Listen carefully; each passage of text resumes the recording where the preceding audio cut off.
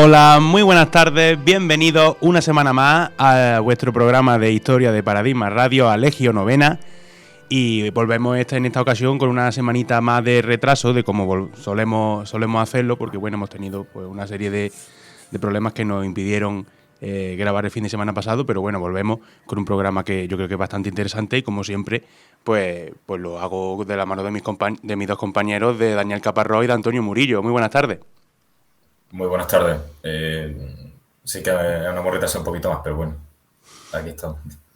Hay que decir... Buenas tardes. Saluda, Déjame saludar, ¿sabes? Saluda, Antonio. Que además Aquí viene ya no me da ni hoy, saludar. viene guapo hoy Antonio con su camiseta del Cádiz. Escúchame, hoy venimos así porque estamos en primera, otro año más. Es que además de... Nada, Didi y Antonio, que se me ha cortado y no te estaba escuchando. Bueno, bien. Nada, que vengo del Cádiz porque se ha quedado otro año más en primera. Y yo qué sé, digo, me lo voy a poner, ya que no me la pongo casi nunca. Ya que la tiene. Y ya que la tengo otra aquí, tengo dos, en verdad. Que nada, que esta semana que se han ido las cosas de las manos, en verdad, entre que ha habido feria en Córdoba y esas cosas, no sé si os habéis enterado. Hombre, que nos siga a nosotros en redes lo ha tenido que ver seguro. Claro. No, eso iba a decir que entre temas académicos laborales, es que es toda la feria, que eso no lo vamos a negar, que también ha jugado un papel importante en que no hayamos grabado, vaya. Pero eso es sagrado, para los que no sean de Córdoba y no escuchen. La verdad es que sí, bueno, y otra serie serie de motivos, tampoco solamente la feria. No, hombre, no, motivos serios de responsabilidad. Exactamente. Y nada, ya también, bueno, y comentando a la gente que a esta segunda temporada de Legio pues le va quedando cada vez menos, ¿no? Veremos cómo cerramos, pero ya en el mes de junio pues será este último mes de la segunda temporada y a ver si nos da tiempo a hacer, hombre, como mínimo un par de programas, a ver si pudiéramos hacer 3, pero simplemente pues eso, comunicar que al igual que el verano pasado, pues pararemos durante esos 2 meses de julio y agosto y volveremos luego en una tercera temporada, evidentemente. Claro, porque en Córdoba o se graba a las 5 de la mañana o no se puede grabar en verano. De hecho, es difícil. hay que decir que bueno, estamos grabando ahora mismo este programa, son las 5 menos 10 de la tarde del viernes, y yo vengo desde mi casa, que es una media hora andando hasta el estudio, y me estaba asando por completo. El tipo viene de negro. Y vengo de negro, que yo inteligente por mi parte, pero... pero ya se va notando el calor y hay que hacer un pequeño paroncito. Bueno, vamos a empezar con el programa de hoy. Vamos a hacerlo como lo hacemos siempre, con el apartado de secciones. Empiezo yo si quieres, Dani, y ahora Sí, dale. tú. Yo traigo una efeméride que es cortita, pero que yo que sé, que está bien. El 25 de mayo, que el 25 de mayo fue el miércoles, además, el miércoles de feria. Pues el 25 de mayo, pero de 1085, del año 1085, Alfonso VI conquistó Toledo. Esto es súper importante en la época que se conoce como Reconquista, o ya nos metemos en el debate si queréis, como hemos hecho otras veces. Porque Toledo era la antigua capital del imperio, del reino visigodo, del imperio, ¿sabes? Ya querrían en ese momento, ¿eh? Sí. Ya quisiera Wampa. El caso que volver a tener bajo control cristiano, por decirlo de alguna manera, lo que era la antigua capital del reino cristiano que había antes de la invasión musulmana, fue un acontecimiento bastante importante, luego ya al nivel de lo que fuera luego la conquista de la propia Córdoba, sí, la capital ya de... A nivel simbólico era un golpe tremendo, evidentemente. Claro. Entonces ya se controla el Tajo y la zona de influencia baja bastante más al sur y bueno, sí. Importante. De hecho hay un pedazo de estatua allí en Toledo bastante chula, yo tengo una foto allí con el compadre Alfonso VI. Sí, la he visto. Ya no solo a nivel simbólico, sino también a nivel político, porque es la conquista de Toledo lo que da pie a que una serie de reyes, entre ellos el rey de la taifa de Sevilla, llame a los almorávides, ¿no? Claro. Y los almorávides invaden la península y se inicia pues, una de estas etapas que se conoce como las etapas de las invasiones norteafricanas, ¿no? Luego vendrían los almohades. O sea que la conquista de Toledo es un momento clave de la reconquista. Sí. Es un golpe fuerte que se le pega al andaluz, vamos, viene un poco ya a partir de ahí toda la desmembración, ¿no? Que sufre. Sí. Pues bueno, Dani, ¿cuál es la tuya? Yo una recomendación cortita, porque nos preguntaron en una de las preguntas por el tema de los pueblos del mar y dijimos que era un tema muy complicado de abordar en una sección. Incluso en un programa, pero bueno, en un programa se podría. Entonces, mientras tanto, si algún día solucionamos ese problema, os recomiendo que escuchéis otro podcast que yo suelo escuchar. El podcast tenéis que buscarlo, pondré el enlace igualmente, como siempre la información en el programa. Es el número 205 de la Biblioteca de la Historia, se llama el programa, ¿vale? Y se llama El final de la Edad del Bronce. Y ahí explican lo que es el proceso del final de la Edad del Bronce que viene influido por estos pueblos del mar. Y yo lo estuve escuchando y me parece que lo explican muy bien y que lo resumen muy bien y que se puede entender. No dan una respuesta clara porque es imposible darla, pero sí que te dibuja un contexto que quizás, vale, ya más o menos me entiendo lo que pasó. Así que ya está. Lo recomiendo que lo escuchéis y más allá de los pueblos del mar, todo este momento está muy chulo. A mí me gusta, la verdad. Y recordamos también para seguir incitando a la gente a que nos siga preguntando cosas, porque hicimos esta primera tanda y desde entonces la gente está muy parada y nosotros queremos seguir con esta sección. Lo diremos. ¿Qué necesitáis? Que estemos todo el rato en las redes sociales y preguntar. No.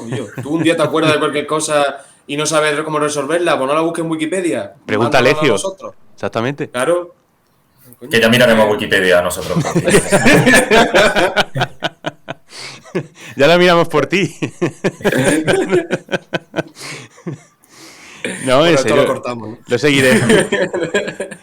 No, es broma. Lo seguiremos diciendo por las redes sociales, que nos preguntéis cosas porque así podemos seguir con esta sección, que yo creo que es bastante interesante, ¿no? No solamente que nosotros propongamos temas, sino que también vosotros pues que participáis de alguna manera.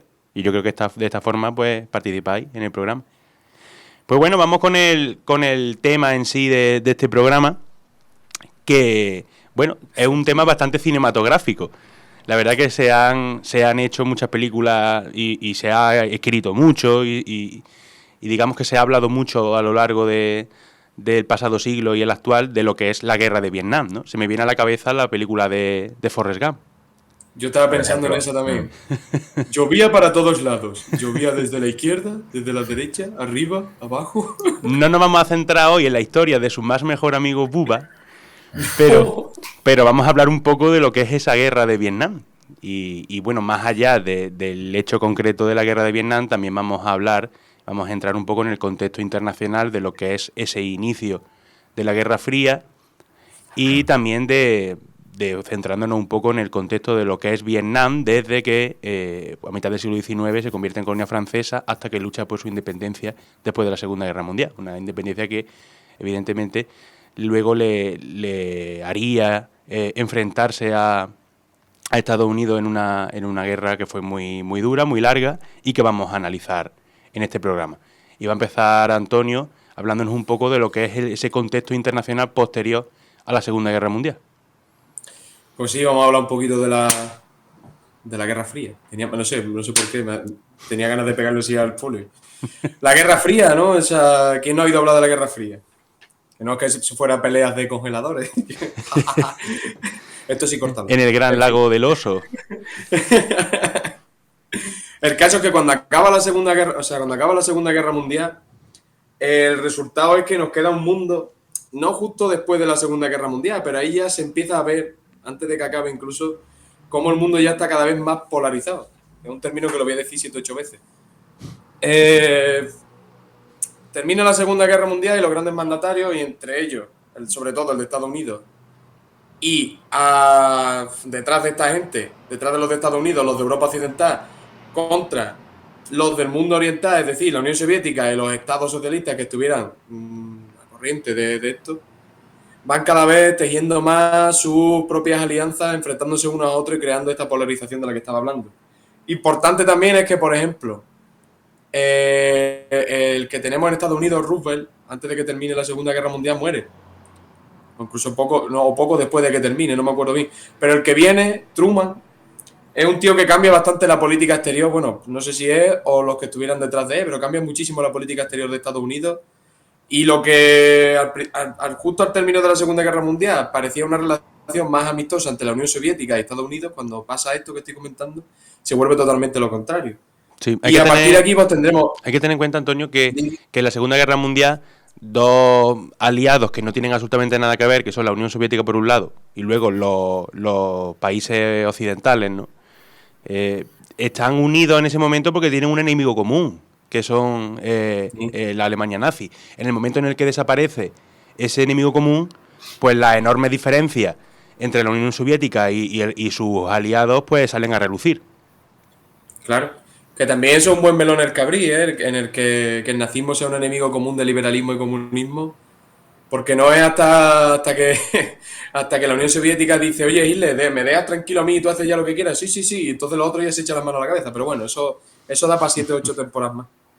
El caso, que después de bueno, lo que acaba de decir Rafa, que al final son dos mundos totalmente antagónicos, el mundo liberal, la zona liberal y la zona socialista, comunista, como la queramos llamar. Y conforme van pasando los años, por ejemplo, en 1949 pues se crea la OTAN, todo el mundo sabemos lo que es, ¿no? La Organización del Atlántico Norte, el tratado militar este que une pues a las potencias liberales bajo el amparo de Estados Unidos. De hecho, vamos, ahora estamos viendo un poco de lo que significa ser de la OTAN. Sí. Y en 1949 se forma esto y 6 años después, en 1955, una vez ya había muerto Stalin, además, que muere en 1953, se forma justo lo contrario, pero del bando del este, es decir, el Pacto de Varsovia con la URSS como dirigente de ese pacto, de ese agrupamiento de estados. ¿Y qué va a significar lo que es la Guerra Fría en sí? Porque ya tenemos los dos bloques enfrentados, la OTAN y el Pacto de Varsovia. Están ya diferenciados los contendientes. Tengo que decir contendientes porque en verdad luego la guerra se llama fría porque no hay enfrentamiento directo, siempre es a raíz de terceros y es básicamente una competencia por la influencia de ambos bloques en las distintas zonas del mundo que no están todavía bajo esta influencia, es decir, América del Sur, el Oriente Próximo, Asia. Y ahora vamos a ver, hasta que llega la guerra de Vietnam, varios de los conflictos más importantes que se dieron, bueno, vamos a verlo, los voy a mencionar y explicarlo así muy, muy por encima, porque si no estamos aquí hasta pasado mañana.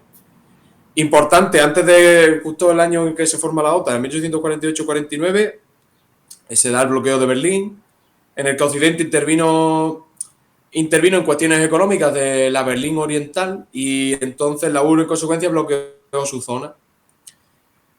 También se da la Guerra Civil China del 46 al 49, aunque esto tiene una parte anterior y es curioso, porque del 27 al 37 está la guerra civil entre los comunistas y los nacionalistas chinos, pero en el 37, cuando Japón invade China, ambos se unen para luchar contra Japón. O sea, y luego cuando acaba la Segunda Guerra Mundial dicen, mira, pues vamos a pegarnos ya de palo otra vez, ya que estamos, ¿sabes? Y aquí, pues bueno, Estados Unidos apoya a los nacionalistas, la Unión Soviética apoya a los comunistas y termina, bueno, con la victoria de Mao Zedong y se forma lo que es la República Popular de China.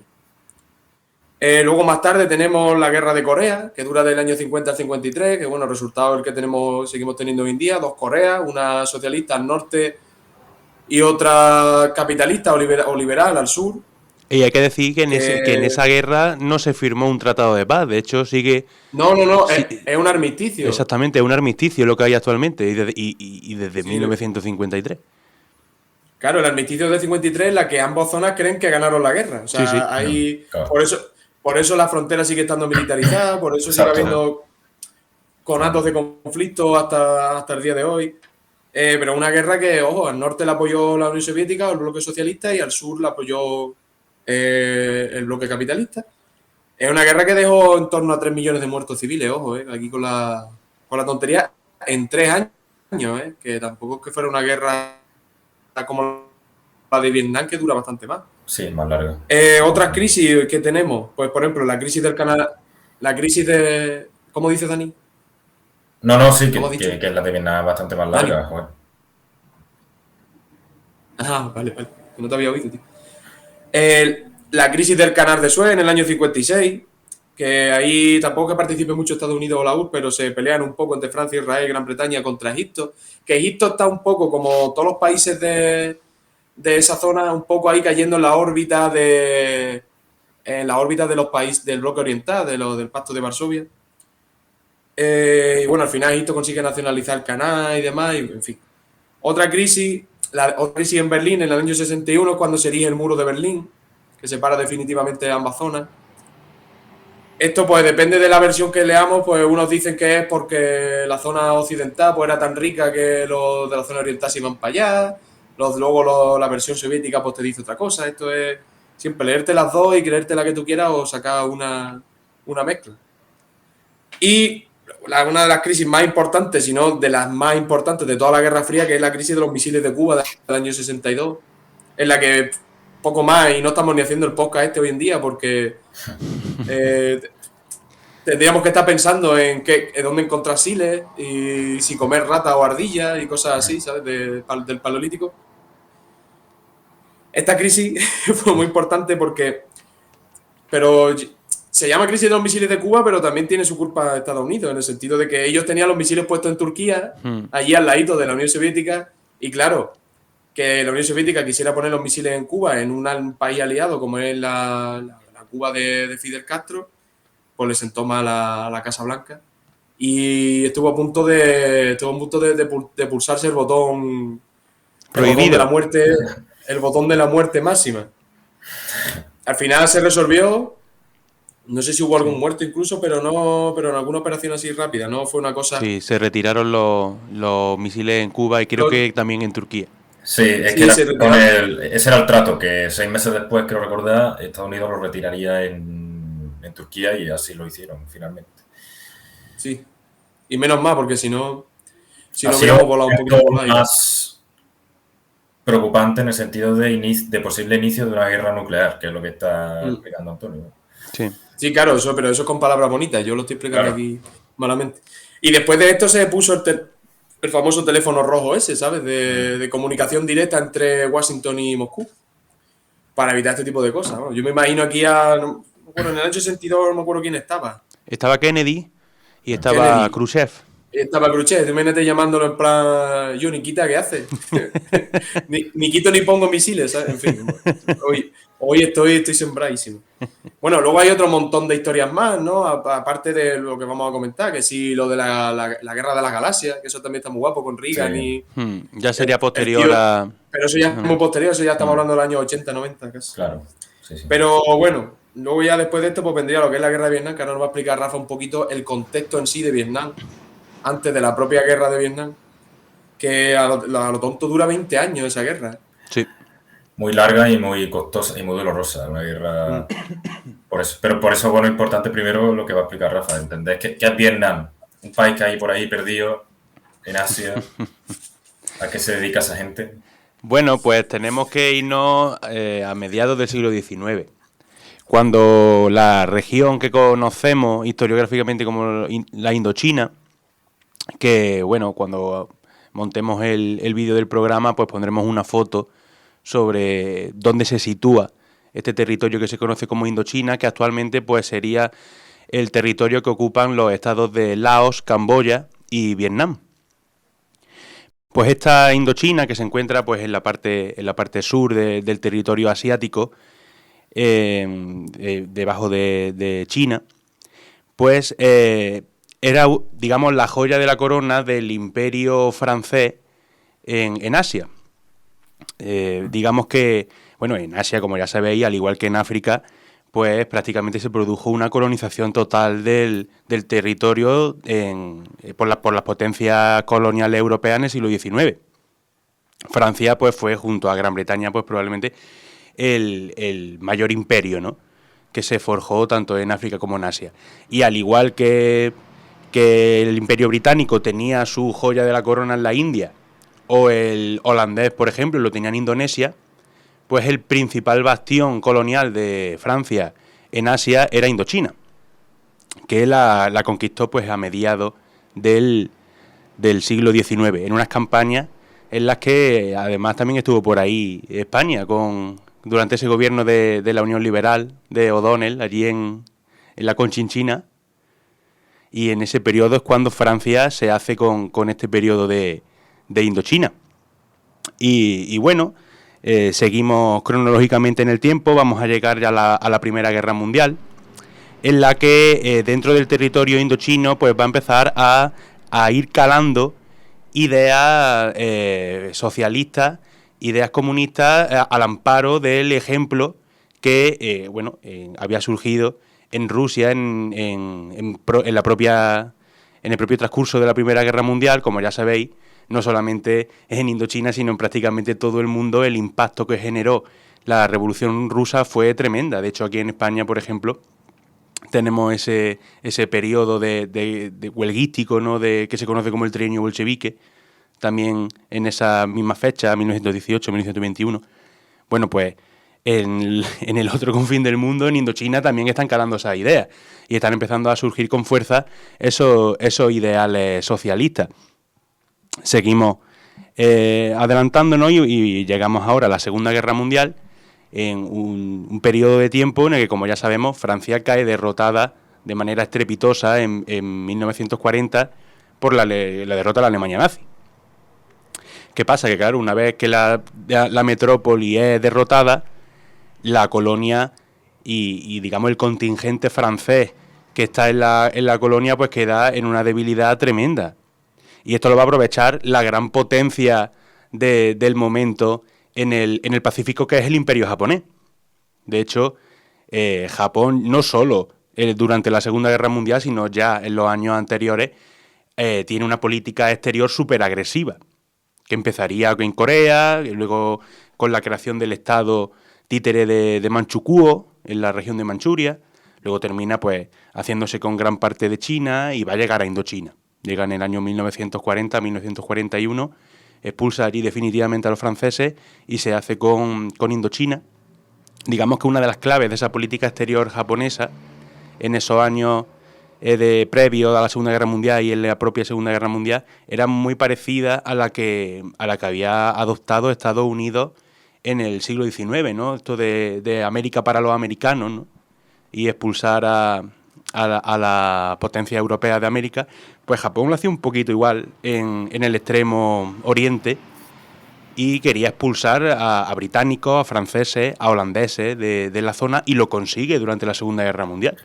Pero eso, igual que pasa en Estados Unidos, es un poco lo de el Big Stick que se llama, ¿no? Claro. El América para los americanos es para quedarse ellos con todo. Efectivamente. Como quería hacer Japón, porque más imperialista que los japoneses no había nada. Como quería hacer Japón, claro. De hecho, al principio, cuando los japoneses expulsan a los franceses de Indochina y de otras partes del continente, pues esa gente, la población local, los ve a los japoneses como unos libertadores, ¿no? Nos están quitando a los europeos, el poder de los europeos. ¿Qué es lo que pasa? Que pronto se dan cuenta que los japoneses son peores, ¿no? O iguales o peores, ¿no? Al final quieren imponer los japoneses a través de graves abusos su poder. Entonces la propia población local de Indochina empieza durante la Segunda Guerra Mundial también a rebelarse contra los japoneses. Y en esta lucha contra el Imperio japonés va a surgir en 1941 una guerrilla comunista que es el conocido como Viet Minh. La Liga por la Independencia de Vietnam, conocido como el Viet Minh, cuyo líder es un personaje bastante famoso en la historia del siglo XX, que es Ho Chi Minh. Este personaje pues va a liderar este Viet Minh, que veremos cómo va ganando progresivamente peso hasta ser pues indispensable en el futuro político de Vietnam en los años venideros. La Segunda Guerra Mundial, como ya sabemos todos, acabaría con la derrota en el Pacífico, con la derrota japonesa, después de los bombardeos de Hiroshima y Nagasaki, y esto va a hacer que vuelvan los franceses a Indochina. En 1945, una vez acaba la Segunda Guerra Mundial, la Liga por la Independencia de Vietnam, el conocido como Viet Minh, va a declarar unilateralmente la independencia de Vietnam, pero los franceses no van a aceptarlo, ¿no? De hecho, Ho Chi Minh negocia con el gobierno francés se intenta llegar a un acuerdo diplomático sin necesidad de llegar a la guerra, ¿no? Lo que pasa que la idea, el objetivo y lo que quería Vietnam era la independencia unilateral, mientras que el gobierno francés acepta una serie de prerrogativas como tener un gobierno local, como tener su propia acuñación de moneda, pero lo que es la política exterior estaría en manos de Francia. Entonces, ante esa falta de acuerdo, termina en 1946 estallando la que se conoce como la Guerra de Indochina, una guerra colonial en la que una parte de la colonia, lo que sería Vietnam, busca su independencia de la metrópoli que es Francia. Está aquí en esta guerra, que va a ser muy duradera, va a durar 8 años, de 1946 a 1954. Ya se van a apreciar muchas de las características que veremos luego con los estadounidenses en la guerra de Vietnam, lo que debería ser una victoria sencilla, o aparentemente sencilla, entre una potencia que, si bien estaba en una época bastante baja, ¿no?, porque venía de ser derrotada con claridad en la Segunda Guerra Mundial, Francia... Es que eso te iba a decir, sí. es que eso te iba a decir, Rafa, que yo soy los vietnamitas y es que aunque tenga en mi casa un par de martillos y un par de clavos, le declaro la guerra a los franceses viendo la que le pegaron en la Segunda Guerra Mundial. Que en 3 días se los quitan de encima y dicen, bueno, ellos van con tanques, pero que aquí tenemos arbustos que hablan, ¿sabes? Aquí tenemos Entonces, el bosque verde de Pokémon. El bosque encantado. Ojo. Pues los franceses van a sufrir lo que luego sufrirían los estadounidenses, que no me quiero adelantar, pero las tácticas que utilizaron estos guerrilleros comunistas, que van a dejar de ir siendo una guerrilla a ser realmente un ejército regular conforme vaya pasando la guerra de Indochina. Este Viet Minh pues va a hacer una serie de tácticas en las que se basa pues en el conocimiento del terreno, que es algo que juega a favor y que juega en contra de los franceses. Pues al final, mira que Francia contó con el apoyo de Estados Unidos, contó con el apoyo de potencias occidentales para sobre todo para que no se creara un poder fuerte, un Estado comunista en la zona, que es lo que no quería Estados Unidos y que veremos posteriormente. Pero se va a chocar contra un muro y, de hecho, Francia va a caer finalmente derrotada en 1954 después de la batalla de Dien Bien Phu, que es un nombre que me parece gracioso. Pero y va a terminar reconociendo en 1954, en la Conferencia de Ginebra, la independencia de Vietnam. Que el mapa político va a quedar de la siguiente manera: se va a establecer el estado de Camboya, el de Laos, y luego Vietnam se va a dividir en 2 estados separados por el paralelo 17, pero separados de manera provisional. Vietnam del Norte se creó pues un estado socialista dirigido políticamente por Ho Chi Minh y el Viet Minh. Y Vietnam del Sur se creó pues un gobierno pro-occidental apoyado por los franceses y por Estados Unidos. Esa división entre Vietnam del Norte y Vietnam del Sur, como ya he dicho, era provisional. Se buscaba que al año siguiente se realizara un referéndum en el que los vietnamitas pues decidieran si querían seguir separados o querían unirse.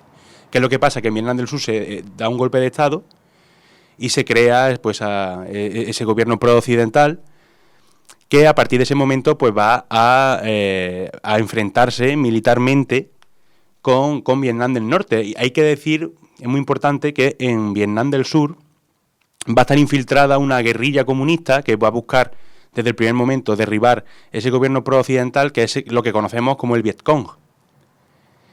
Y de esta manera, con este Vietnam del Norte, este Vietnam del Sur enfrentados, tenemos el lío preparado.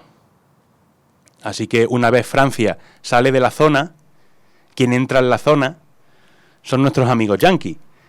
Y de eso nos va a hablar Dani.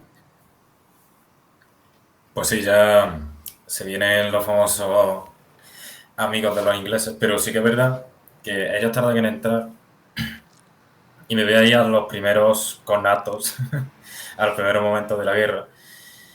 La guerra de Vietnam, para que ya tengamos los años mentalmente, dura de 1955 a 1975. O sea, son 20 añazos de guerra.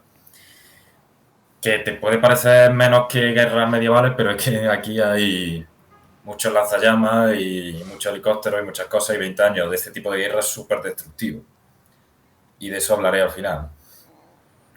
Lo que se enfrenta, como ya ha adelantado Rafa, pues la República Democrática de Vietnam, que sería Vietnam del Norte, le voy a llamar siempre Vietnam del Norte y Vietnam del Sur para que no nos confundamos.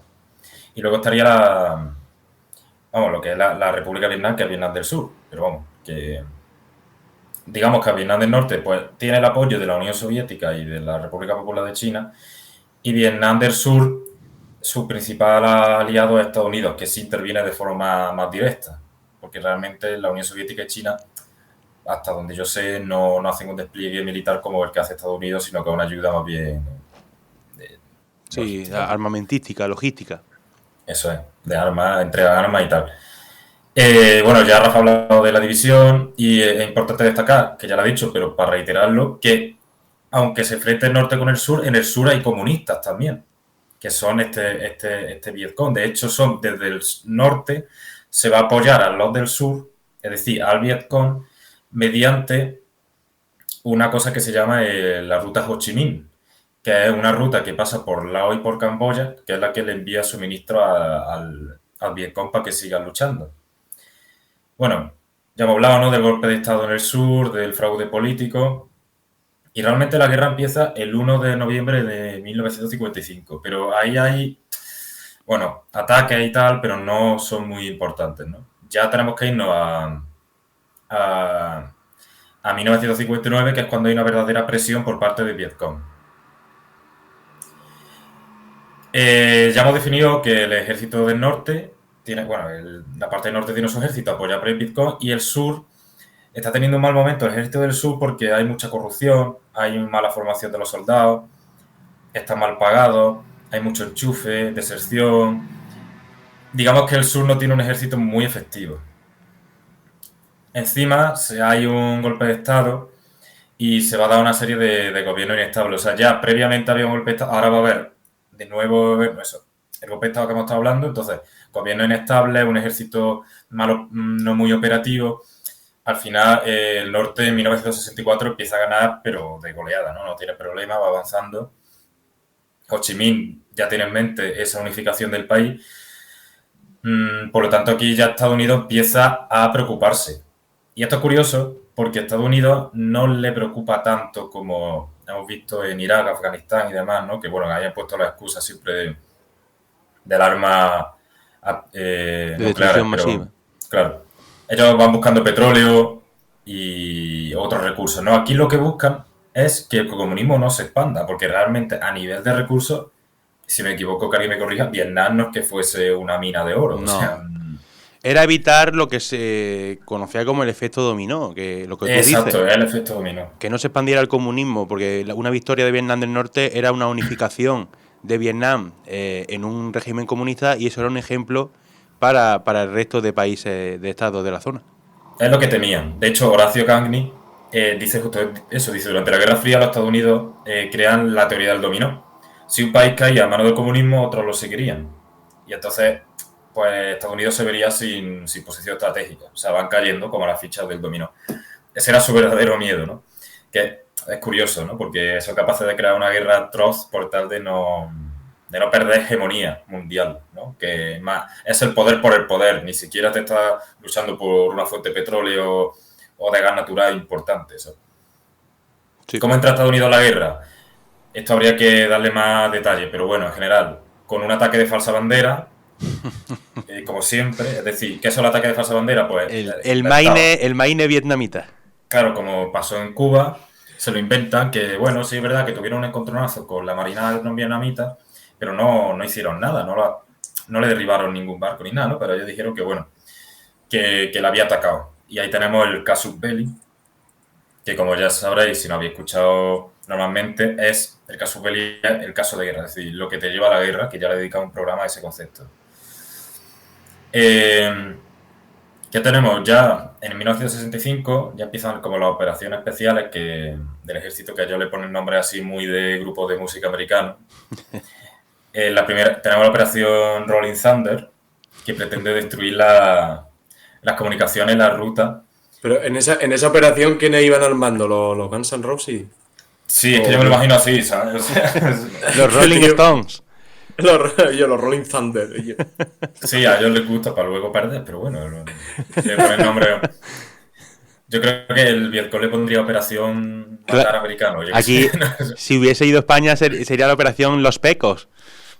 Claro, los Nicky, yo qué sé. La operación como camarón, ¿sabes? Camela, la Operación Camela. Aquí ya es cuando desembarcan americanos, ¿vale? O sea, ya cuando los vemos ahí con su... Yo aquí voy a hacer mucho apelación al cine porque es verdad que la guerra de Vietnam se ve mucho en el cine, ya no solo en Forrest Gump, sino en... La chaqueta metálica. La chaqueta metálica, Apocalipsis Now, que se nos ha llegado de esa forma así medio heroica, medio con los puros y no sé qué, no ese rollo así yankee de canalla, pero bueno, la verdad que estaríamos un poco asustados los americanos, también te digo. Aquí pasan dos cosas. Como digo, pues está esta operación, hay otra operación que es la Starlight y aquí hay un general famoso que es Westmoreland, que empieza a tener muchos éxitos contra el norte, ¿no? Y ya se dan los primeros enfrentamientos de verdad reales de guerra. Por lo tanto, en 1956 la balanza va gira hacia Estados Unidos.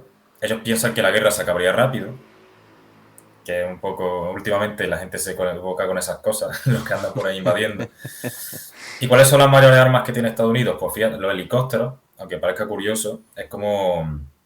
Lo ven súper operativo y es muy funcional. Y es verdad que los helicópteros en la guerra de Vietnam son muy importantes por parte de Estados Unidos y son una arma bastante poderosa. Tienen una mayor potencia de fuego y tienen lo que se llama agente naranja o napalm, pues que iban tirando desde los aviones y eso pues iba como un gas, por así decirlo. Sí. Tampoco sé la composición exacta, yo no sé. Un arma química. Vamos Sí. a entrar simplemente ahí porque tampoco sabemos más del tema. Bueno, y No, entre el Napal y... Es que lo que hacían con eso era sobre todo arrasar las colinas que estaban llenas de maleza. tío, sí. también. De hecho, Sí. hay Porque le venía- hay una imagen icónica de la guerra de Vietnam, que es esa niña con las quemaduras. Sí, es uno de los Producida estragos por- que luego produce, ¿no? Sí. Todo esto.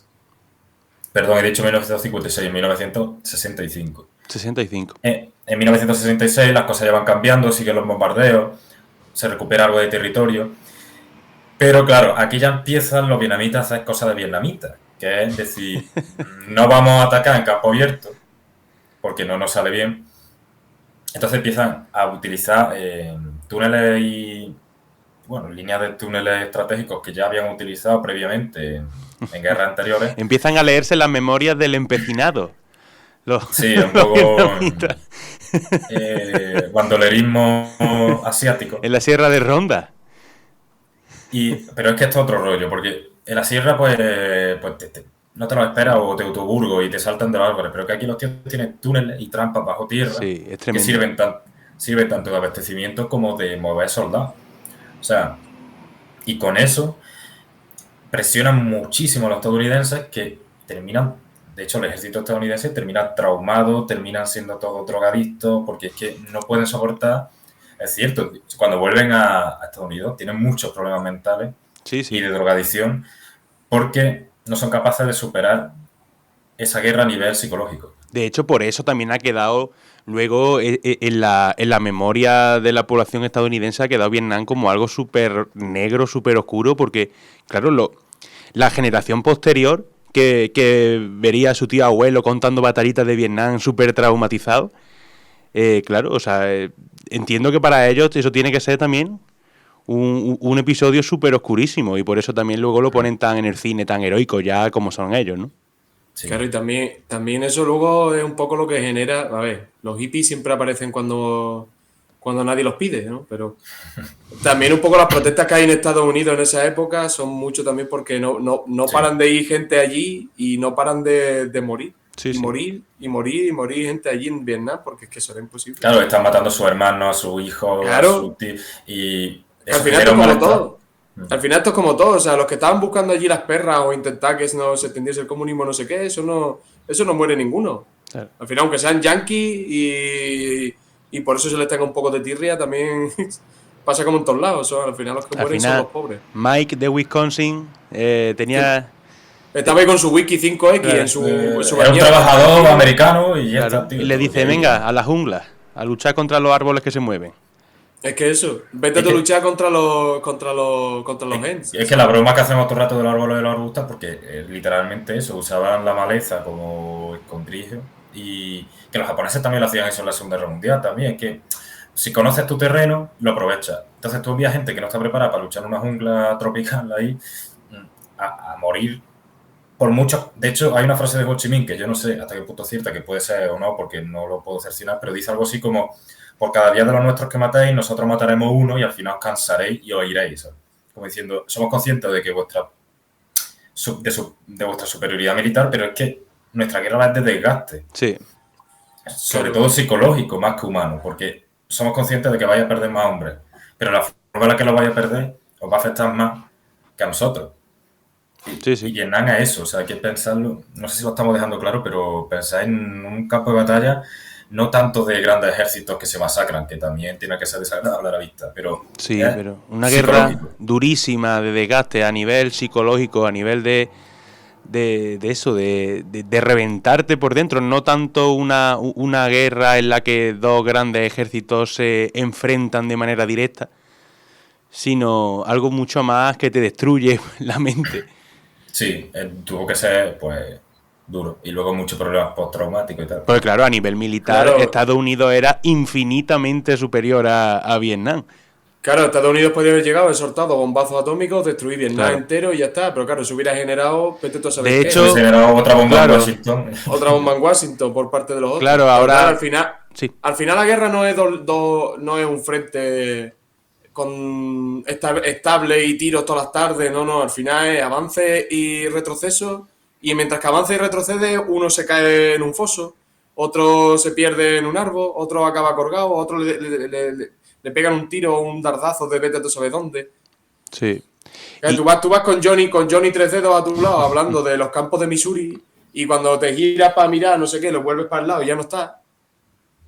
sí, sí, Hmm. Ahora totalmente. de repente. Y oyes vietnamita detrás del árbol, pues ¿qué quieres? Que te pues yo? Además, No. lo que tendría que taladrarte la cabeza cuando tú que eres de Atlanta y tu compañero es de Milwaukee Georgia. es de- y, y te tiene que taladrar en la cabeza la maldita necesidad de estar ahí en la otra punta del mundo por algo en el que a ti te importa absolutamente una mierda.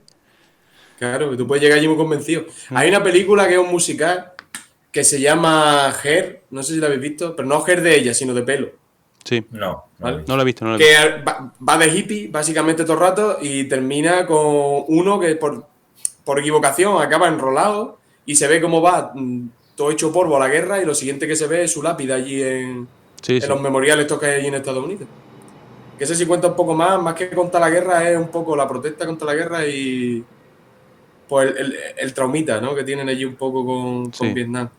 Bueno, y hablábamos de esa capacidad militar muy superior que tenía Estados Unidos. Sin embargo, tampoco podía utilizarla toda, ¿no? Porque hay una frase que No. dice el historiador francés Pierre Milza, que es que el equilibrio del terror que se produce en la Guerra Fría entre Estados Unidos y la Unión Soviética, esa concentración de armas nucleares, ¿no? Que equilibran la balanza entre los líderes de cada bando durante la Guerra Fría, pues hacen que se genere realmente un largo periodo de paz. Porque es que la utilización de ese armamento nuclear es la destrucción del mundo. Entonces, como no se puede utilizar, Claro. al final no de manera directa no combaten entre ellos. Entonces Estados Unidos está ante un enemigo que no puede derrotar y que tiene que firmar un tratado en el que acepta la derrota sabiendo que realmente podía ganarlo porque él tiene un armamento nuclear que lo tira y gana. Hombre, Pero, Estados Unidos se revienta a Vietnam en todos días. Exactamente. Pero Pero no puede utilizarlo. ese juego de, como ha dicho Antonio, es como si fuese un pase de baile. Tú tienes que dar 2 pasos atrás, 2 pasos adelante, tienes que ir, porque si no te carga Claro. la escenografía. Y al final es lo que está Eso pasando sí. ahora y toquemos madera, ¿no? Que no ocurra.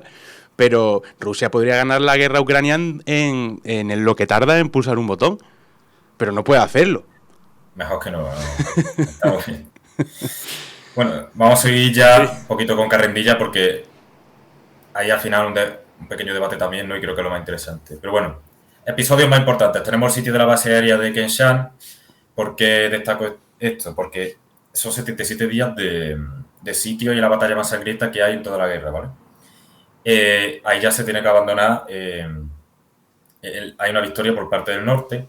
Luego tenemos la ofensiva del Tet, que atacó, que por parte del norte ataca varias capitales del sur, incluyendo la propia Saigón, incluso la embajada de Estados Unidos. Aquí ya se ve la imposibilidad de victoria por parte del bando del sur y de Estados Unidos, ¿no? En 1968 está la masacre del pueblo de My Lai.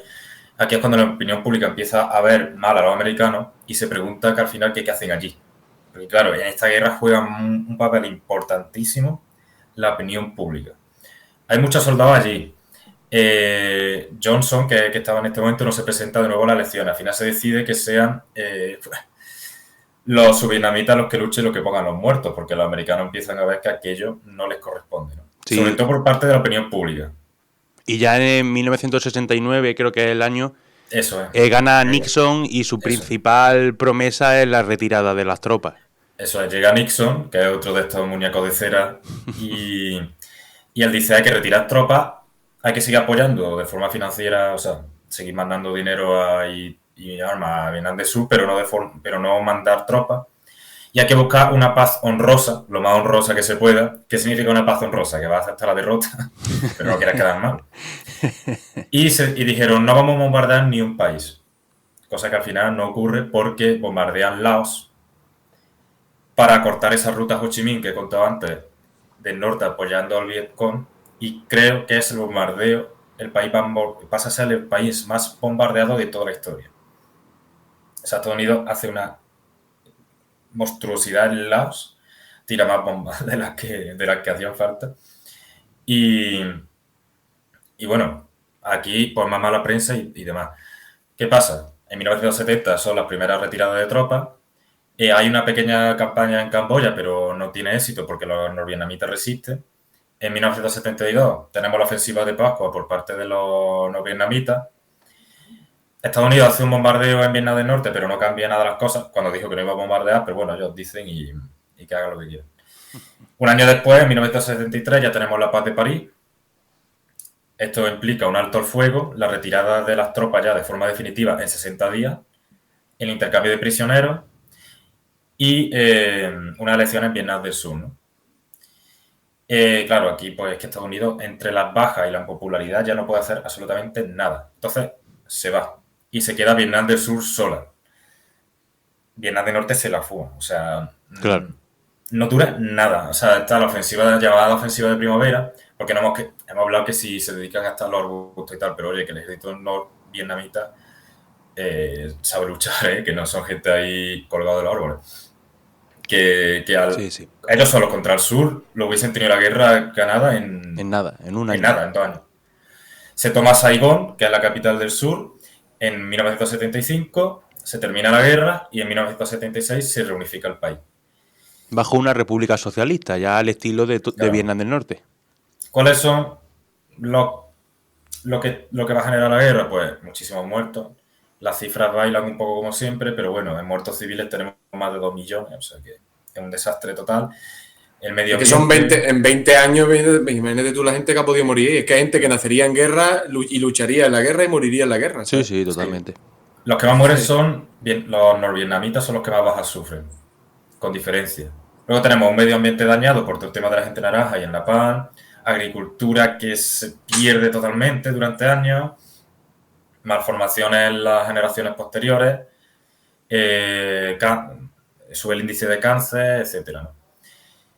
Y claro, y en Estados Unidos pues genera ese evento postraumático de la propia guerra y va a pie pues estos temas de los medios de comunicación, prensa, opinión pública, lo que ha dicho Antonio, surge un movimiento hippie en los años 60 en contra de la guerra y se genera esa vergüenza histórica por parte de Estados Unidos. Sí, además Estados Unidos entra en unos años que se queda bastante groggy, con bastante desprestigio internacional y lo va a aprovechar muy bien en la Unión Soviética, que en 1979 pues va a invadir Afganistán, va a colocar misiles nucleares de alcance intermedio en Europa Oriental y Estados Unidos va a estar bastante groggy durante esos años en los que pues la Unión Soviética saca pecho Y hasta que los años 80 llega Ronald Reagan, y ahí ya empezaría todo el tema de los euromisiles, de la guerra de las galaxias, que lo ha comentado antes Antonio, pues no volvería otra vez a Estados Unidos a reafirmarse como lo que venía haciendo antes de Vietnam, ¿no? Verdad que el golpe de Vietnam fue durísimo y estuvo unos años que se quedó bastante impactada. Además, el propio Vietnam del Sur es que estaba desintegrado. En Estados Unidos había también ocurrido el caso del escándalo Watergate. O sea, todo eran problemas, ¿no? Y realmente este es el resumen. Aquí yo he traído citas de algunos autores que no las voy a leer todas porque es mucho, pero, por ejemplo, Emerson Forigua dice que la retirada de Estados Unidos puso fin al involucramiento de este país en una guerra que lo habría descrebajado internamente y que ahora había un proceso muy difícil de cerrar heridas. Raquel Barrios dice que fueron 3 décadas de lucha continua, de cruentas batallas, de terribles enfrentamientos. Alberto Levy dice que la combinación para derrotar a los Estados Unidos en Vietnam fue tanto la resistencia nacional a Vietnam como el desarrollo de un movimiento en contra de la guerra por los propios estadounidenses. Que no solo fueron, ¿no?, los vietnamitas, sino que también el propio seno del país, eso influyó mucho para que al final la guerra se acabase, ¿no? Y Raquel Barrios, por último, dice que Vietnam quedó destrozado, que había perdido el 60% de su infraestructura industrial, transporte, 3.000 escuelas, 15 universidades, 10 hospitales, que la economía del país se fue al traste, que el medio ambiente sufrió daños irreparables, un índice elevadísimo de esterilidad y una de las consecuencias más duras fueron esos llamados los hijos de la guerra, porque son esos niños y niñas que nacen propios de cuando los soldados americanos fuerzan a las mujeres y violan a las mujeres vietnamitas o hacen uso de la prostitución y demás, ¿no? O sea que el daño fue mucho más allá de las propias bajas de la guerra. Y aparte de estos autores, pues quería recomendar que es un material divulgativo que creo que lo resume bien y de ahí he sacado mi información en un vídeo de Academia.play, que había mucho debate con Academia.play y tal, y si un día si queréis puedo hablar, pero bueno, resume la guerra bien y si queréis volver a enteraros lo podéis ver. Y aquí ya lanzo la última pregunta, y ya para cerrar el tema, que voy un poco rápido, pero no quiero enrollarme. El debate no es tanto, porque ya hemos debatido un poco sobre la guerra, ¿no? La pregunta sería, ¿fue tal la derrota? Es decir, ¿de verdad se ha mitificado o de verdad fue así y eso es lo que estamos diciendo? Podemos compararlo, estas guerras asimétricas, como por ejemplo en Irak, Afganistán, ¿cómo queda para la historia? ¿Es un David contra Goliat? Todas estas cosas son un poco las preguntas que se hace uno cuando ve la guerra de Vietnam. Sí. Hombre, es un poco David contra Goliat, pero con muchos asteriscos, porque David combatía en su territorio y su territorio era extremadamente difícil para Goliat. Entonces, no cabía Goliat en la selva. No cabía Goliat en la selva, ¿no? Claro, Goliat en la selva no se ven los pies y en los pies le puedes tú pinchar a veces que quieras. Entonces, cuando estamos hablando de batallas a campo abierto con dos ejércitos que combaten de manera frontal, de manera directa, pues sí es mucho más sencillo otorgarle la victoria a un combatiente, ¿no? En estos casos de guerra en el fango, ¿no?, pues realmente Estados Unidos pierde la guerra porque se retira y porque no consigue derrotar a Vietnam del Norte, ¿no? Pero no porque Vietnam del Norte militarmente derrote en ningún momento a Estados Unidos, ¿no? Es simplemente el desgaste que está suponiendo para Estados Unidos a nivel humano, a nivel mediático, a nivel económico. Lógicamente una guerra es muy costosa de mantener. Entonces, cuando ve que todo lo que le supone la guerra de Vietnam es negativo para ellos, pues ya deben retirarse. Pero la derrota llega por eso, no porque militarmente en el campo de batalla Vietnam del Norte derrote a Estados Unidos. Imagino que durante toda la guerra pues habría victorias de cada bando de manera sucesiva. No, pero al final Vietnam consigue lo que tiene que conseguir. Claro. Esto es como decir que, por ejemplo, los equipos de Mourinho o los equipos del Cholo pues juegan feo. Si al final ganan, ganado. Claro, o sea, la victoria de Vietnam del Norte es resistir. ellos juegan a lo que tienen que jugar, que es por ejemplo lo que intentó jugar España al final de la guerra. Bueno, España no, sí, bueno, España, la República, al final de la guerra Sí, civil. claro, efectivamente, lo de resistir es vencer de Juan Negrín. Resistir es vencer. Y ellos resistieron y hostigaron lo máximo posible, porque sabían que enfrentamientos de cuerpo a cuerpo no podían. De hecho, y al final lo consiguieron. Negrín no se equivocaba en exceso porque en meses después empezaría la Segunda Guerra Mundial. Pero fijaos en los vietnamitas, porque estamos hablando de su historia contra Estados Unidos, que va a quedar en la historia siempre, pero que también ganaron los franceses justo en la guerra anterior. Sí. De hecho, pero eso no tiene mérito ninguno, hombre. De hecho, Vietnam está en guerra desde no del 46, porque es que realmente está en guerra durante la Segunda Guerra Mundial, ¿no? Está en guerra desde la Segunda Guerra Mundial hasta el 75. En su territorio hay guerra durante 30 años. Que es lo que decía antes Dani, que es que no es lo mismo que la gente vaya con ballestas, ¿sabes? Que lo más que te encuentras son puntas de flecha por ahí tiradas. Y claro. El armamento que hay en la segunda mitad del siglo XX, ojo. Estamos hablando de que un campesino... 30 añazos de guerra, Que un campesino vietnamita tiene que estar luchando durante 30 años contra japoneses, franceses, que sería un poco el impas de tranquilidad, ¿no? Y luego contra estadounidenses. Y que no es cuerpo a cuerpo, que te está destruyendo toda tu... todo espacio natural, toda tu infraestructura, toda tu agricultura. O sea, el napalm y la gente naranja es de lo más dañino que se usó en guerra hasta ese momento. Sí, de hecho se siguen notando los efectos de la mierda esa. Claro, y que serían cosas, yo no sé el tema de Ginebra cómo está en cuanto a las armas químicas en concreto, pero cosas así a día de hoy, por ejemplo, hay unas leyes de la guerra, aunque parezca contradictorio, que hablan de que hay ciertas cosas que no se pueden usar y ese tipo de cosas. Sí, a mí eso me hace mucha gracia, ¿no? ¿Hasta qué punto se puede matar, no? No, sí, pues está estipulado, la verdad. ¿Hasta qué punto es legal este arma? Si mata más o mata menos. No sé, a mí la guerra de Vietnam, bueno, iba a decir me gusta, no estoy encantado con la guerra de Vietnam, pero me interesa mucho ya no tanto por los tiros y por Apocalipsis Now y la chaqueta metálica, sino por que es un conflicto que, joder, para la guerra de la nación política dominante, incluso en la actualidad, aunque ya flojea, ha significado un antes y un después desde su independencia. Y eso nos ha marcado a todos, porque la cultura de los 60 al final se ha transportado a todo el mundo y todo el mundo hemos vivido parte de eso. Y esa cultura, esa contracultura, nace por oposición de los propios ciudadanos del país más patriota del mundo a una guerra que estamos viviendo en ese momento. Y el mayor enemigo de Estados Unidos junto con Vietnam fueron ellos mismos, ¿sabes? Sí. Y eso es lo que me gusta mucho de la guerra de Vietnam. Pues sí. Mira que luego no sé. A ver, habrá gente que esté en contra de todo el rollo, pero con Afganistán, Irak y todo el rollo no ha habido tanta. Ay, no. Ya, pero. Ahí ya no iban a caer lo mismo, tío. El lavado cerebral, claro. Yo qué sé.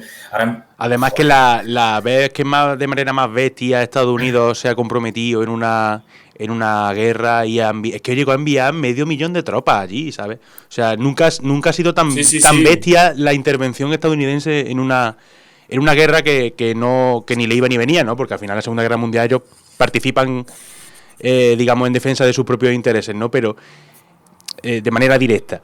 Pero en Vietnam, que en teoría es un país secundario, ¿no? Es una de esas guerras de localización de la Guerra Fría que fue tremendo cómo se implicaron. Pero fíjate además que...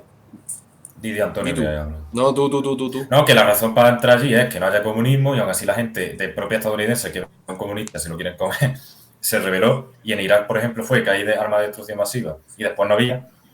Sí, claro. Y no hubo una contracultura Irak. Hombre, en Estados Unidos hubo protestas porque en Estados Unidos hay protestas sobre todo porque hay grupos que quieren que gobiernen conejos rosas. Yo qué sé, hay de todo. Sí.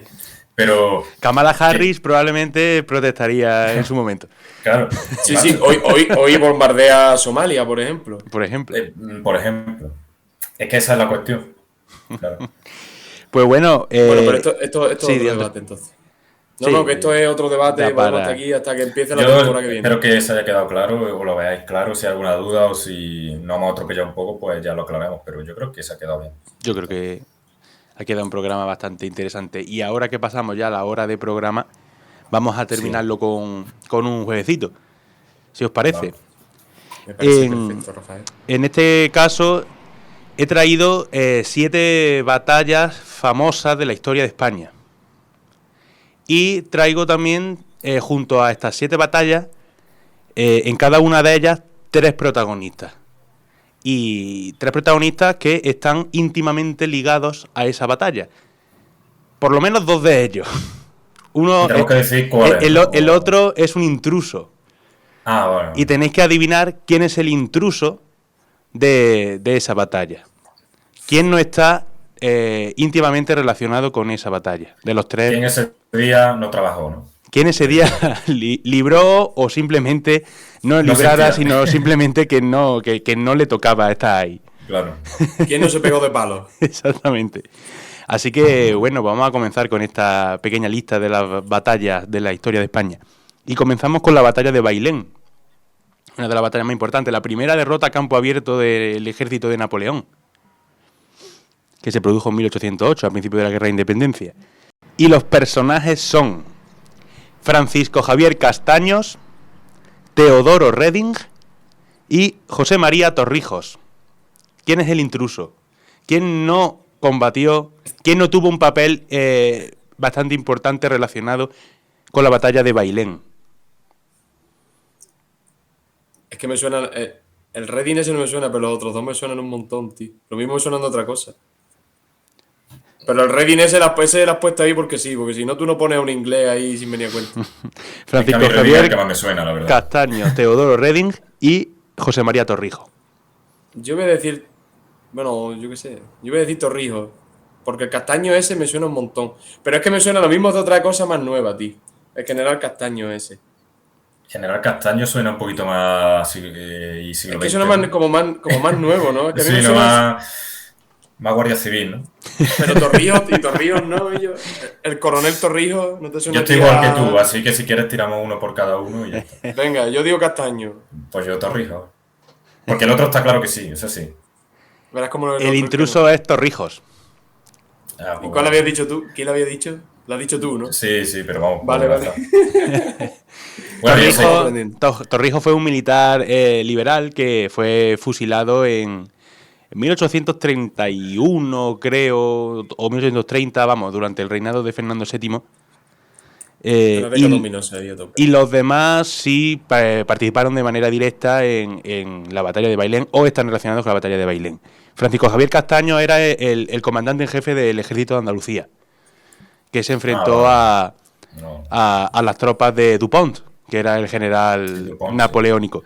¿Qué es lo que pasa? Que Castaño no estuvo directamente en la batalla, sino que quien lideró en ese momento a las tropas, porque la batalla de Bailén no fue una batalla que fue planeada para que los 2 ejércitos se encontraran en Bailén, sino que se encontraron por sorpresa. En Bailén estaban en las tropas de Teodoro Reding y Dupont se las encontró. Entonces... ¿cómo te encuentras unas tropas allí? Ay, hay unas tropas aquí.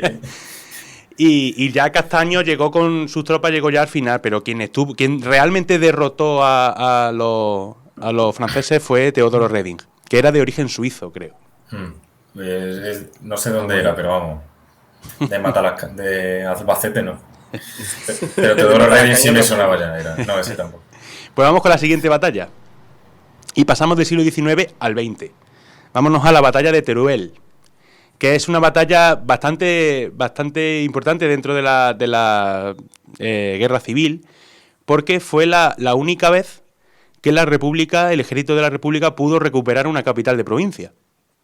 Y fue algo prácticamente simbólico porque le duró muy poco.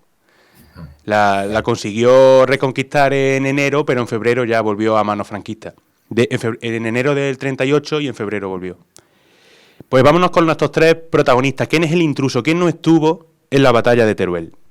Domingo Rey d'Harcourt, Francisco Llano de la Encomienda y Juan Hernández Arabia. ¿Quién es el intruso? Yo no he oído... Mira, Rafa, tú me tienes que decir qué libro de historia te estás leyendo, porque eso no lo he visto yo en mi vida, ¿no? El de la encomienda. Eso no es lo de América, tío. Salvo el intruso, lógicamente, los otros 2 son los 2 principales protagonistas de la batalla de Teruel. Pero que no lo sé, tío. Domingo Rey d'Harcourt, Francisco Llano de la Encomienda y Juan Hernández Sarabia.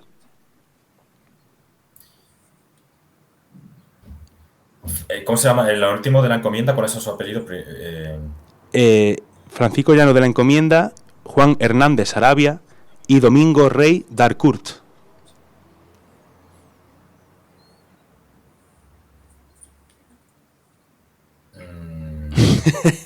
No se puede mirar el móvil. Mira, yo, Hernández Sarabia, y así damos pista, estuvo. ¿Vale? La cuestión es los otros dos. El Miguel de la Encomienda ese no me suena de nada. El d'Harcourt ese sí. Un huevo. Y tiene nombre de franquista, la verdad.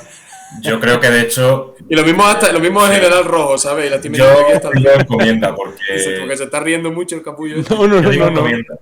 Yo digo encomienda y que los otros dos serían posiblemente los comandantes de cada ejército. O sea, d'Harcourt el franquista y Hernández Sarabia, evidentemente, el republicano. Yo digo encomienda. Pues Sí, di tú, Antonio. Yo digo encomienda también. Pues ese no me suena de nada. Es exactamente como ha dicho Dani. Llano de la Encomienda no tiene nada que ver con la batalla de Teruel. ¿Quién es ese hombre? Es el jefe del ejército del norte de la República.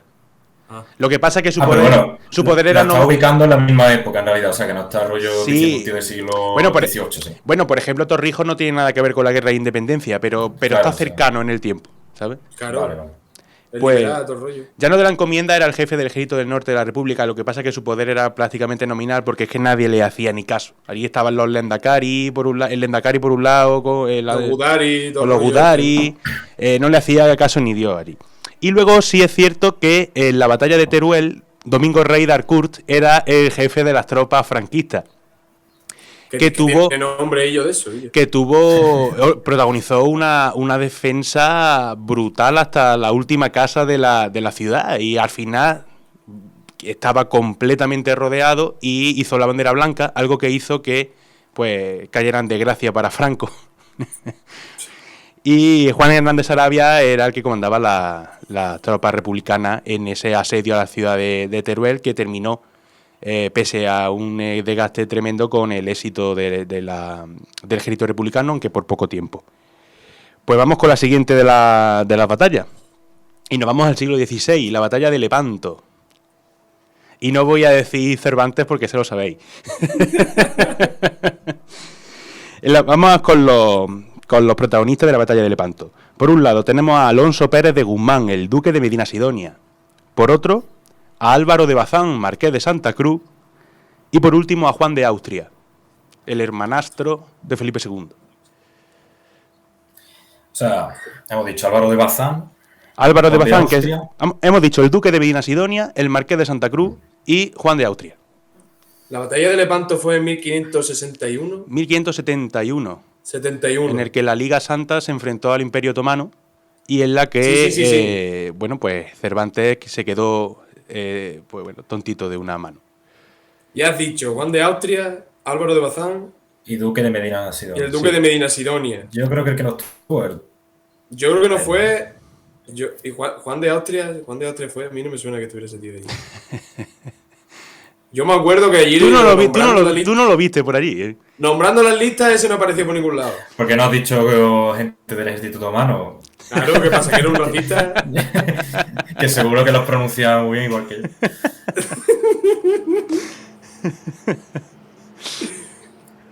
Pues yo voy a decir, yo qué sé, el duque de Medina Sidonia, porque Álvaro de Bazán, sí, que es uno de los famosos. Y luego... Pero claro, el duque- Austria, pues.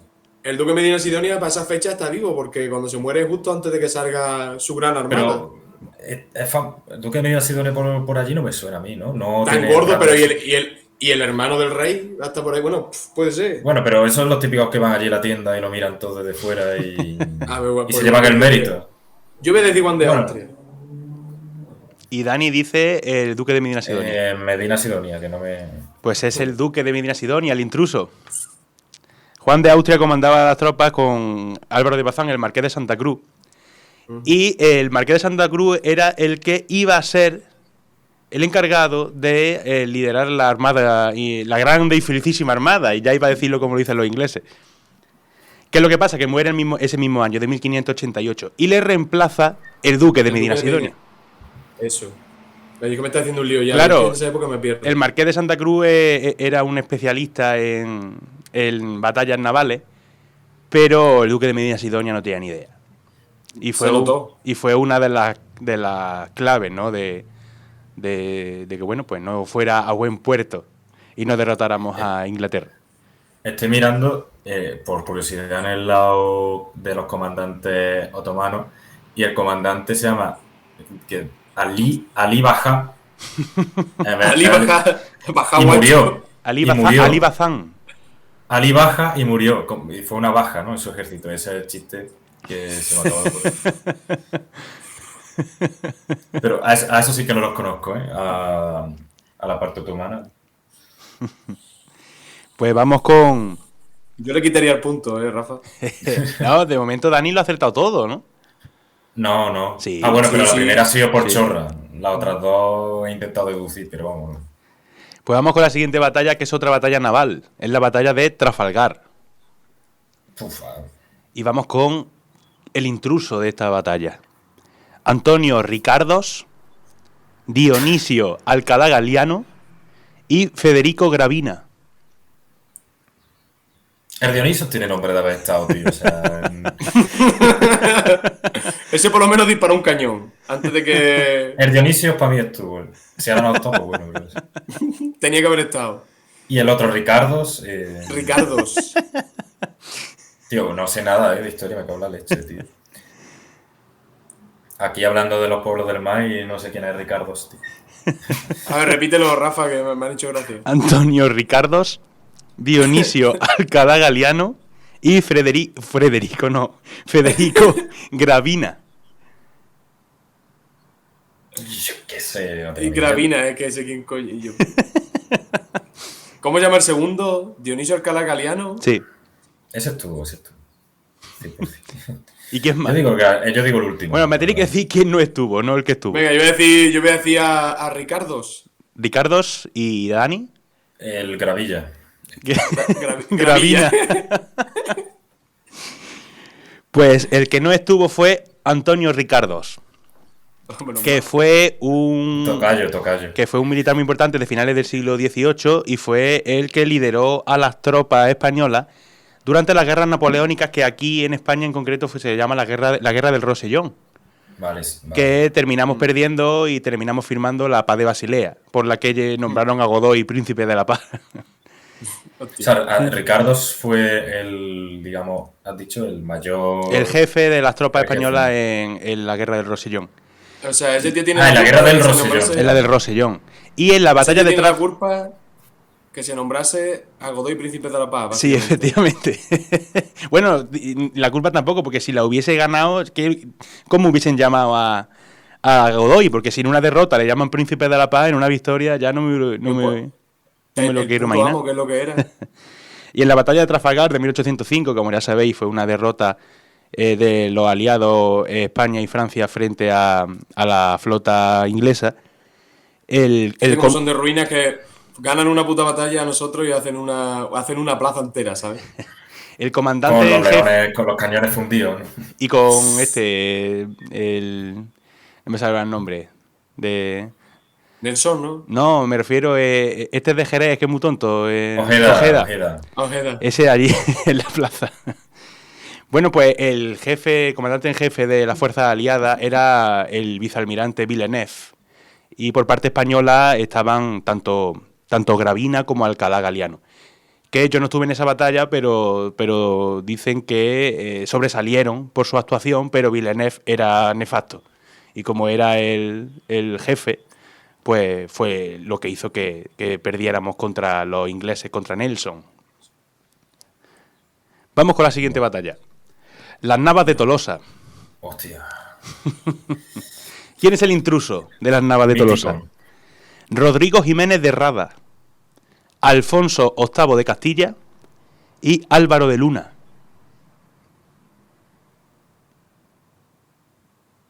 Álvaro de Luna no estaba ahí. En 1212, Álvaro de Luna. ¿Dani? No me mires con esa cara, que me estás haciendo dudar. No me mires así. No, tú tienes que estar seguro de lo que dices. Yo no estoy seguro de nada, Rafael. Es el principio de la sabiduría, no estar seguro nunca. Descartes. Solo sé que no sé nada. Exactamente. Y siempre Joder, que tengo estoy razón. silenciado, macho. Eres un máquina. A ver, vuelve a decirme los nombres. O sea, Álvaro de Luna. Rodrigo Se me ha Jiménez, quedado. Rodrigo Jiménez de Rada y Alfonso VIII de Castilla. Sí, Álvaro de Luna es de otra. No es Yo de creo que ese Álvaro de momento. Luna es del siglo XIV, Claro, por lo menos. posterior. Yo Álvaro de Luna. Álvaro de De Luna. hecho, uno de los líderes del condestable contra la nobleza. Yo no sé si el de Radua está ahí. No, Pero Alfonso VIII sí es el rey de ese momento. Pero, o sea, el de Radua no sé, pero Álvaro de Luna es posterior. no he pillado. Álvaro de Luna es bastante posterior. Hombre, Vale. Álvaro de Sí, Luna sí. es el valido de Juan II Claro. de Castilla. O sea que nos tenemos que ir allá al siglo XV, a principios del siglo XV. Sí. Sin embargo, Ese era- Alfonso VIII de Era un Castilla. personajazo. Alfonso VIII de Castilla es el rey, efectivamente, de Castilla en ese momento.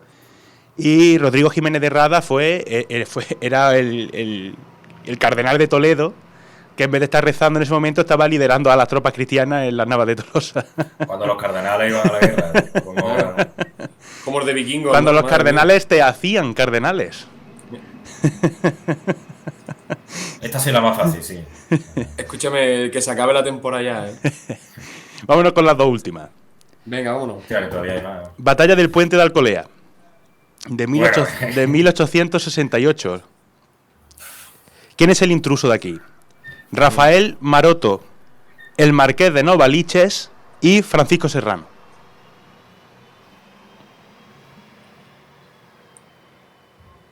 Maroto no estaba ya muerto si Maroto está en la carlista de los años 30. El que firma, ¿cómo se llama el pacto que hay entre carlistas y liberales? En el 30 y pico. El abrazo de Vergara. Maroto es uno de los que le da el abrazo al otro. Entonces tú votas por Maroto. Es que me lo dices muy serio, tío. Yo no me fío de ti ya. No me fío. Habla tú, Dani, que yo estoy hablando mucho. Ha dicho Maroto, el marqués de. Novaliches Y, y Serrano.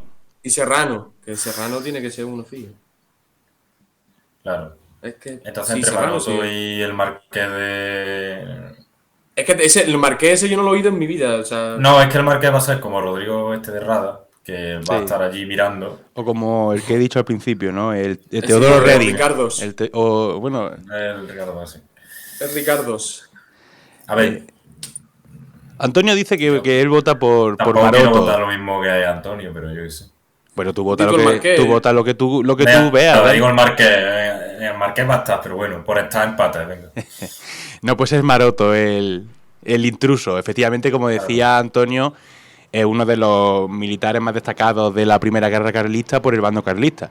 Ya no he mirado la fecha de muerte de Maroto, pero intuyo que ya estaría muerto para entonces. ¿Era de los carlistas Maroto? Sí. Es el que se abraza Claro, con claro, Espartero, Comparte. El que sustituye al gran Zumalacárregui.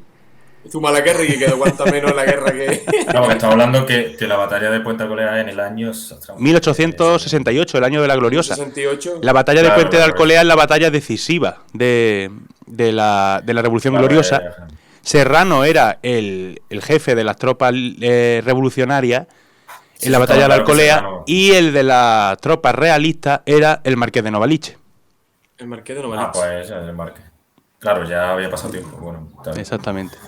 Y vamos con la última de la batalla, de las batallas, y con esto cerramos el programa de hoy. Venga. La batalla de Ayacucho. Buena batalla. Buen nombre para una batalla también. Buen nombre para una batalla. Ayacuyo. Y los protagonistas son los siguientes: Antonio José de Sucre, Juan Manuel de Rosas y José de la Serna. Yo ya lo sé, ¿viste? Porque aquí se perdió mucho. Sí, Y- fue una de las y- batallas decisivas que nos costó la. Y esos grandes nombres suenan, y sobre Sí. todo hay uno que ahí no pinta para mí. Esta batalla para mí no pinta. en 1824 ya digamos que se pierde de manera definitiva los últimos restos del Imperio Español en América, ¿no? Con Es que a mí el que la más, independencia el de que más Perú. me suena, el que más me suena es Sucre. Lo que pasa que no sé si me suena de otra cosa, ¿sabes? No de eso, no de Ayacucho. Está Sucre, Juan Manuel de Rosa y José de la Serna. Estoy quedando fatal, tío. Yo con estos juegos quedo como el culo. Parece que no tengo ni idea de historia, ¿eh? No, yo tampoco, sí, yo no sé quién era. Pero Ricardo, luego me pilla- yo porque me lo he mirado para hacer el juego, que si no es que tampoco... Sí, claro, sí. Este hombre te coge con dos cervezas y bueno, y te cuenta. Obras y milagros de el Juan de la Rosa ese. De Es que Gravina. sé más de época donde no había tantos nombres, ¿no? Claro, donde lo más que tienes que saberte es cómo se llamaba esa piedra. Bueno, yo voy a responder que es Fernando de Rosa. Juan Manuel de Rosas, ¿no? Eso. Siempre cuando me Yo le decía refiero que a Rosa, la Celestina no estaba ahí. cuando hablo de Rosa siempre me confundo de Fernando y Juan Manuel. A mí el que no me suena es el último que has dicho. José de la Serna. Pero que seguro que ese está. Yo digo ese, pero vamos, que es lo que ha dicho Dani. Pero tío. no por nada, sino porque el de Rosa no tiene nada que ver con este país. De ahí. Sí, Es con otro y además se dedica a hacer cosas muy feas por ahí, por el desierto. Pues Dani tiene Argentina. toda la razón. Juan Manuel de Rosas no tiene nada que ver con la batalla de Ayacucho, sino que es simplemente pues el primer gobernador de Argentina, ¿no? De Argentina. Juan Manuel de Que es Rosas. el que se dedica a la limpieza étnica que hay por ahí. La campaña del desierto, todo eso. Exactamente. En la batalla de Ayacucho, el jefe de las Sucre, tropas libertadoras, por llamarlas así, ¿no? Era Pues famoso, Sucre. es Sucre. Y José de la Serna es el último virrey del Perú. Sí. Entonces, el que no tiene nada que ver con esta batalla es el amigo Juan Manuel de Rosas. No sé por qué siempre, o sea, cuando me refiero a Juan Manuel de Rosas sé quién es, pero a veces no sé por qué le meto el nombre Fernando de Rosas. le queda mejor. No, pero, uy, eso es otro tema que podríamos hablar un día, ¿no? Del tema de España, supuesto tema leyenda negra y tal. Como luego cuando los españoles, cuando empiezan a independizarse, la de personajes que aparecen ahí, como Juan Manuel de Rosas, por ejemplo, que es uno de los más sanguinarios. Sí, deberíamos dedicarle un programa a los libertadores o a los... Sí, esta construcción, ¿no? de los estados hispanoamericanos, la República Hispanoamericana ya en el siglo XIX. Es un poco lioso, ¿eh? Es un poco lioso. Para mí fue la asignatura más dura que tuve. Sí, fue un pero poco bueno, mira, me ha hecho que me acuerde de Juan Manuel de Rosas. Nunca es gracioso, tío. Ni su campaña al desierto, ni nada. No se olvida.